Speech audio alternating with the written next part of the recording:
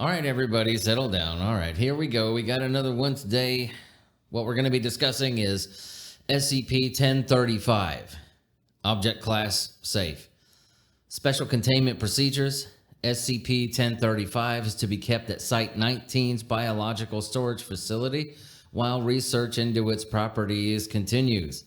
Level 3 researchers assigned to the Redacted project may request the use of SCP-1035 for research provided that requisition forms for D-Class personnel are filed at least 1 week prior. Materials that have been exposed to SCP-1035 for extended periods of time are to be treated as Class 2 biohazards and incinerated. Description: SCP-1035 is a pink woolen mitten, probably handmade, intended for wear by a small child.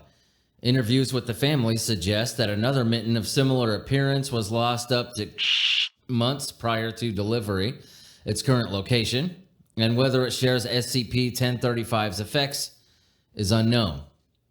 It is difficult to determine the precise date and time at which SCP-1035 began to manifest its effects, although extrapolation from currently available medical records suggests that the effects first began during late February 19.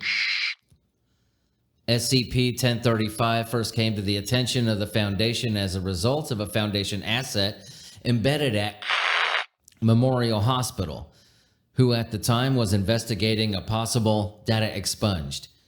As a result of his position at the hospital, he was a witness to the death of Sally during emergency surgery, the first recorded fatality as a result of long-term SCP-1035 exposure. All civilians involved, including the parents of the child and medical staff, were administered varying doses of amnestics, and a cover story was spread involving a case of necrotizing fasciitis. Shortly thereafter, Agent was able to safely recover SCP-1035 from a family. Any organic matter placed within SCP-1035 begins to enter a rapidly accelerated state of decomposition. Short-term exposure to SCP-1035, less than 2 consecutive hours, is usually not harmful to healthy human beings, as the human immune system is generally able to cope with the effects of SCP-1035. Visible symptoms will begin to be displayed after approximately 2 hours of exposure, and by 24 hours, health complications will usually have progressed to the point that the subject's death is all but inevitable. Non-living substances, non-human life, and human subjects with pre-existing health conditions may experience different effects from exposure to SCP-1035, especially data expunged. For a more comprehensive outline of SCP-1035's effects and an overview of experimentation on SCP-1035, see Document 1035/. Exposure to SCP-1035 is cumulative, and repeated short-term exposure to SCP-1035 can be fatal. Humans who have experienced 2 hours of exposure to SCP-1035 may require over a week to return to full health.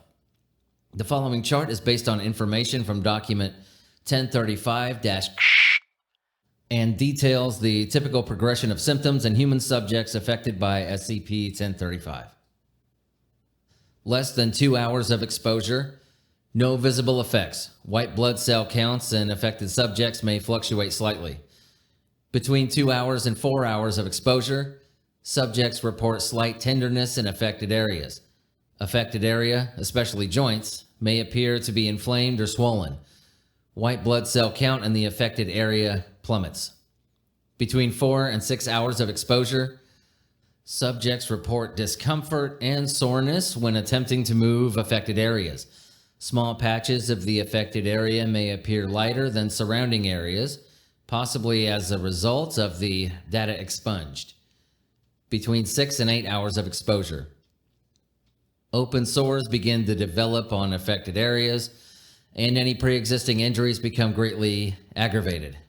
Abnormal accounts of a serious fluid may leak from these sores. Between 8 and 10 hours of exposure. Subjects begin to display symptoms of sepsis. Toxins from the affected area, especially, will begin to spread to the rest of the body. Between 10 and hours of exposure.